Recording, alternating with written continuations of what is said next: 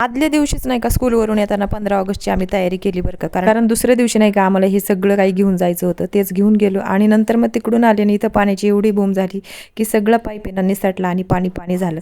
आणि नंतर मग आता ती सगळी पुसायची वेळ आली आणि इथं आमचा बोर्ड आहे ना, तो करंट मारतोय, त्याच्यामुळे लाकडाने असं बटन चालू करावं लागतं. पाणी आलं की इकडची बादली तिकडं आणि तिकडचा पाईप इकडं असं करून घ्यावा लागतं. मग काय चैतन्याला सुद्धा आज सुट्टीच होती आणि त्याला बरं नव्हतं म्हणून त्याचे फ्रेंड पण त्याला भेटायला आले आणि मग काय घरातच मॅगीची पार्टी झाली. इथे आम्ही आलो स्कूलवरून, पण आल्यावाल्या मला खाऊ तर पाहिजेच असतो.